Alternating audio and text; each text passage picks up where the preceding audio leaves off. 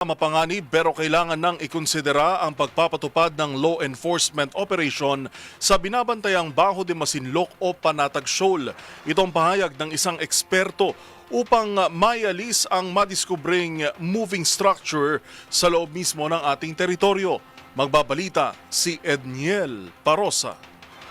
Napapanahon ng pag-isipan ang pagpapatupad ng law enforcement operation sa Baho de Masinloc o Panatag Shoal upang maalis ang nadiskubring moving structure ng China sa loob ng bahura. Yan ang inilutang ng maritime law expert na si Professor J. Batong Bakal sa gitna ng patuloy na pagpamatigas ng China na sila ang may jurisdiction sa fishing ground kahit nasa loob ito ng exclusive economic zone ng Pilipinas. Sa panayam ng DZRH, iginit ni Batong Bakal na may sinasandalang batas ang bansa upang magsagawa ng tinawag niyang self-defense. Kabilang dito ang umano'y mapanganib na opisyong pasabugin o sirain ang naturang istruktura.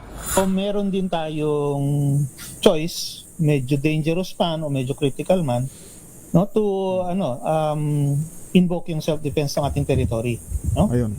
Kaya nga very serious yung ginagawa nila yan, no. Dati nung 1970s and 80s, pinapasabog lang natin yung mga nakikita nating struktura diyan sa Scarborough at sa Kalayaan, no?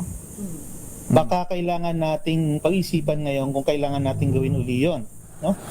Gayunman, aminado si Batong Bakal na hindi magiging madali ang mungkahing gawain noon ng gobyerno mga panahon ng dekada 70. Una na kasing kinumpirma ni AFP Chief of Staff General Romeo Browner Jr. na may mga tao sa ibabaw ng 6x6 structure.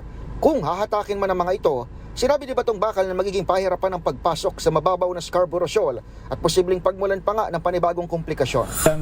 Meron tayong sadsad na barko pero mas marami sila ngayong kapaligid at magiging situation yan katulad nung sa BRP Sierra Madre, no? Baka mamaya magwala na naman sila, no? Palabas na naman nila yung mga Coast Guard nilang walang disiplina. Talagang yung potential na magkaroon ng escalation at lumala ang gulo ay malaki, no?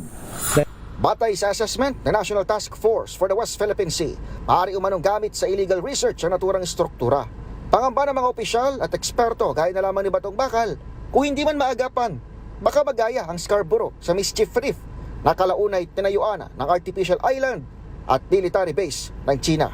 Para sa MBC TV Network News, ako si Edniel Parosa, DZRH. Una sa Pilipinas, una sa Pilipino.